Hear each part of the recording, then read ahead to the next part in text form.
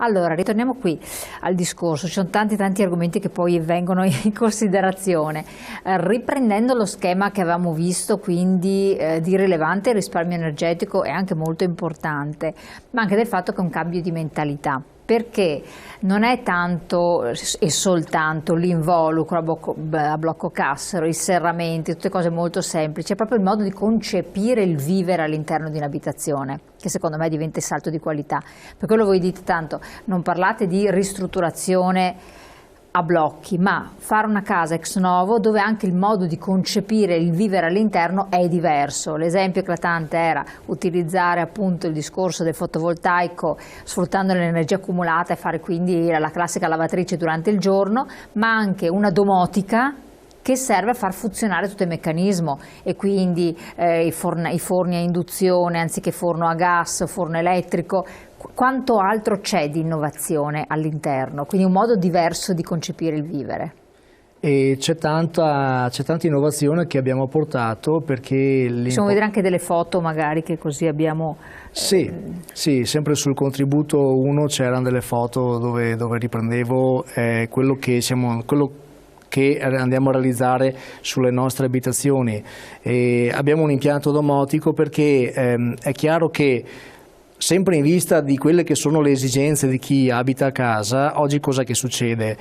Le persone lavorano ormai tutte, si va via la mattina presto, si torna a casa la sera tardi, per cui appunto la tendenza è quella di fare la lavatrice la sera, di accendere il riscaldamento alla casa la sera quando arriva a casa. Lo sta programmando col cellulare, no? Si può programmare. Esatto, questi sistemi cos'è che mi permettono? A parte l'accensione delle luci, la chiusura delle tapparelle e attraverso un telefono, un tablet anche da remoto, che pertanto semplifica la vita, perché io sono via di casa e non so, si mette a piovere, posso decidere di abbassare le tapparelle se ho voluto lasciarle accese perché vedo che inizia a piovere, quindi proprio andare a semplificare le attività quotidiane domestiche, ma inoltre l'abitazione inizia a ragionare, ovvero sia, se c'è una bella giornata di sole e sto producendo energia fotovoltaica, parte automaticamente il raffrescamento, in modo che non arrivo a casa la sera con la casa calda,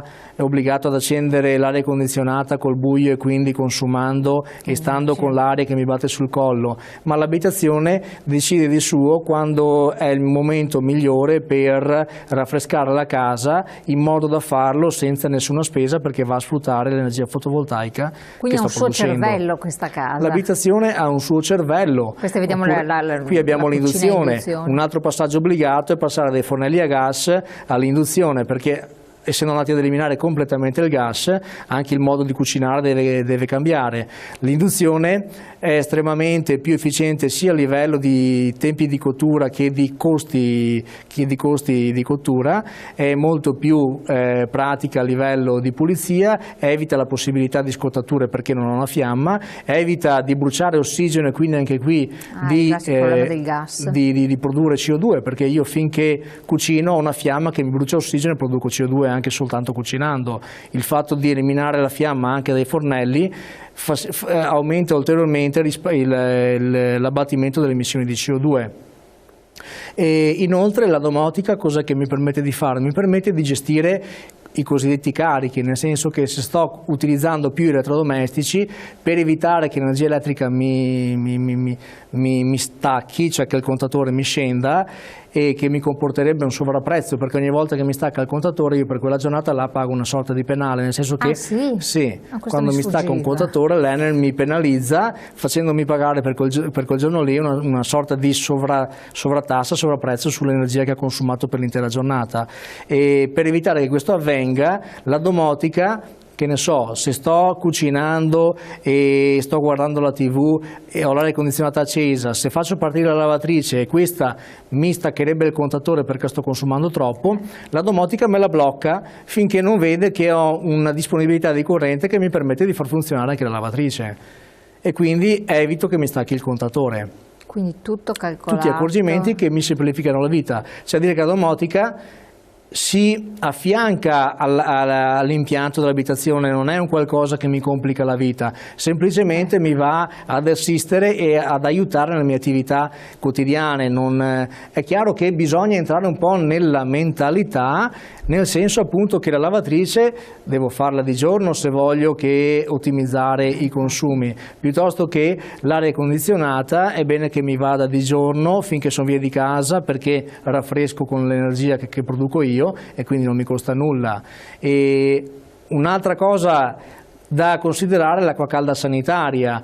Un suggerimento che do un po' a tutti i telespettatori: non ha senso tenere l'acqua calda sanitaria a 50-55 gradi quando ci si lava con una temperatura a 37-38 gradi. Io consiglio sempre a tutti quelli che acquistano casa da noi di tenere l'acqua calda sanitaria impostata a 40, massimo 42 gradi. È assolutamente più che sufficiente per lavarsi e evito un dispendio energetico assurdo, perché è un vero e proprio buttare via soldi, cioè tenere l'acqua a una temperatura elevatissima per poi dover miscelare per utilizzarla, perché non si usa mai l'acqua calda completamente aperta perché è troppo calda. Io per scaldarla ho dovuto consumare energia, allora è un paradosso. Abbassala. E io ho chi compra casa da noi tiene l'acqua calda sanitaria a 40-42 gradi, riesce a fare assolutamente tutto quello che deve fare, ma ho risparmio anche solo su questo, nel tenere più bassa la temperatura di stoccaggio dell'acqua calda sanitaria rispetto a quella che un po' tutti tendiamo a tenere. Quindi alla fine dell'anno ci sono risparmi rilevantissimi e la casa viene a costare veramente poco. Esatto. Le spese della casa, se no altrimenti sono veramente tanto importanti. Sì, sono veramente importanti. Questo è un po' il principio, questo alberello, questo rametto verde. Sì, questa è un po' l'ultima introduzione che abbiamo voluto fare nelle nostre abitazioni, cioè abbiamo iniziato a utilizzare un tipo di finitura esterna degli edifici che simula e va a sostituirsi alle piante, alle foglie, ovvero sia cosa che succede? L'abitazione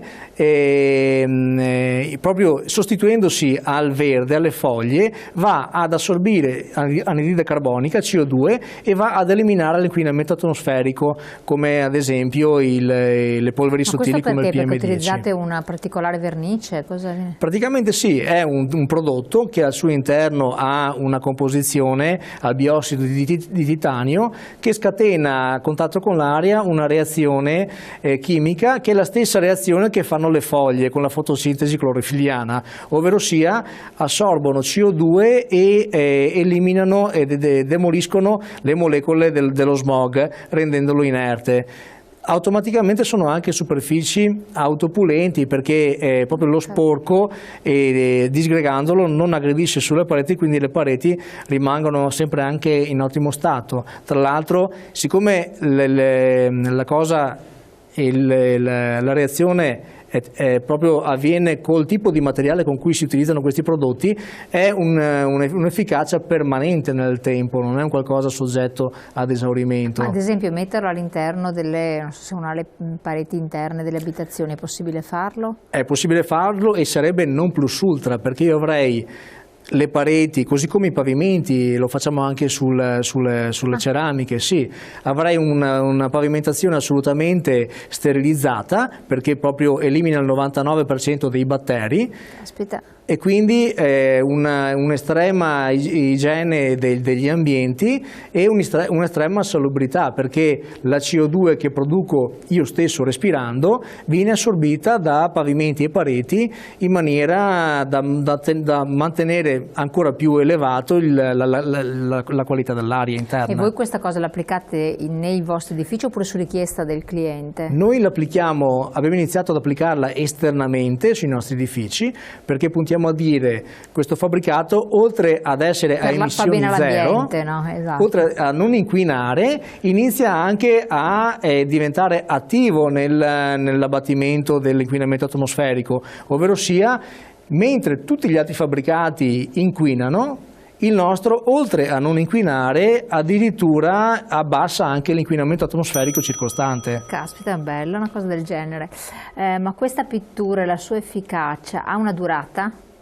Sì, come dicevo prima, è una pittura che al suo interno ha proprio queste sostanze che rimangono stabili a ridosso delle pareti piuttosto che sui pavimenti. Ma ogni quanto bisogna farla, rifarla? No, ha un effetto permanente. Permanente, quindi dura per sempre. Una volta che uno fa la stabella... Esatto. Caspita, sì, interessante. Sì. Ad esempio pensiamo anche a tutto il centro storico e tutto il centro delle città. Se si iniziasse quando si fa una ristrutturazione ad utilizzare questo tipo di prodotti, che beneficio ne avrebbe tutta la collettività? Perché vado proprio con gli edifici, vado ad abbattere l'inquinamento che produco con gli edifici stessi, ma anche con tutto il traffico che mi gira intorno alla città. Costa tanto in più rispetto a... È chiaro che costa, però costa tanto. Ad oggi è un prodotto nuovo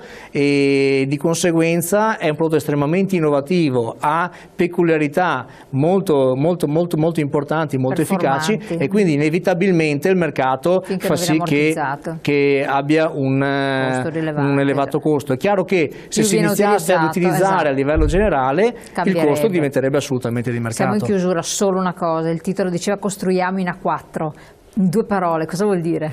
Allora, la classificazione energetica è cambiata, non ce ne sono più classe A, classe B, classe C, eccetera, ma la classe A è stata suddivisa a sua volta in classe A1, A2, A3, A4, perché appunto per enfatizzare ancora di più il fatto che bisogna aumentare sempre di più il livello di risparmio energetico. La A4 è la classe massima di certificazione energetica che si può ottenere e chiaramente abbiamo subito puntato a quella, anzi eravamo già in A4 ancora prima che uscisse la normativa, quindi abbiamo scoperto che siamo già in A4. Quindi che sarebbe stato il prossimo A++++ per 4 volte, insomma sì, A4. Sostanzialmente. Addirittura anche nel 2020 saremo in regola con le normative che imporranno gli edifici a energia quasi zero. Perfetto, quindi raggiunto questo obiettivo, chissà quale sarà il prossimo traguardo, ma noi attraverso Marco Furlan e ovviamente tutta la famiglia vi terremo aggiornati su queste novità importantissime, nuove sfide e mercati sempre che comunque rispondono, perché una volta anche sensibilizzate le persone